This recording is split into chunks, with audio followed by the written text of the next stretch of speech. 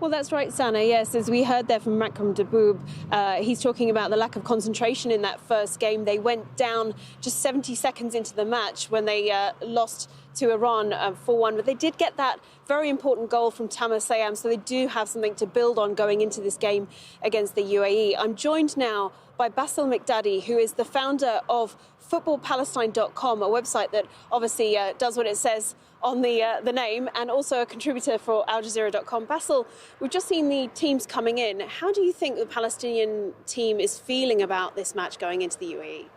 Yeah, I think they're feeling the pressure, but that's not necessarily a bad thing. You know, sometimes pressure helps you focus on the task at hand, and you know, football and sport in general is about performing under pressure. And I think the general attitude in the camp is that these players want to show what Palestinian football is about and really change the narrative about the Palestinian national team and their record at AFC Asian Cups.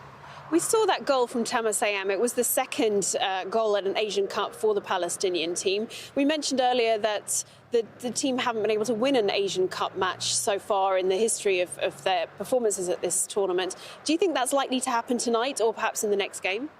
Yeah, I do. I mean, there's a human element to it as well, right? We're talking about this match, obviously, with the background of the genocide that's happening in Gaza. But I think this team in general over the last 10 years has been on an upward trajectory. The first Asian Cup in Australia, they lost all 3 of their matches. At the last Asian Cup in 2019 in the UAE, they didn't score a goal, but they did get 2 0-0 draws. So you could see that upward trajectory. They have the monkey off their back. It's the first goal in 9 years now at an Asian Cup, so that's been taken care of. They were always going to be, you know, not underdogs and outsiders against Iran. I think they've got a chance here against UAE.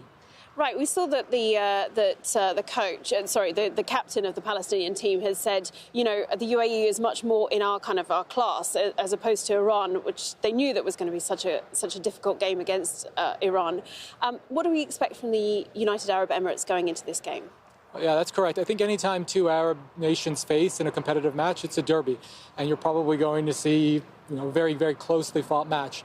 For the UAE, I think it's quite obvious that the golden generation is over. The golden generation that reached the semifinals in the 2015 Asian Cup, that made it again to the semifinals in 2019, that was in a World Cup playoff against Australia not too long ago.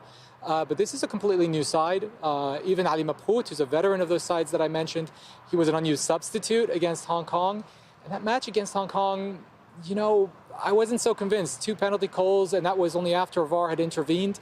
Hong Kong managed to score on them, and they even had a goal ruled out late on. So, you know, if we're talking about a World Cup qualifier where we don't have this technology, maybe that game ends 1-1 without the intervention of the VAR. And just really quickly, prediction for this game? I think it's going to be a good match, and I don't want to predict, but I think it's going to be a good, well-fought match, and the best team is going to win. All right, Bassel Miqdady from footballpalestine.com, thank you very much. So as you heard there, it's going to be a close game. This match kicks off in just under 2 hours' time, and we'll bring you a report once it's finished. Joanna Gasiorowska live from Al-Jazeera.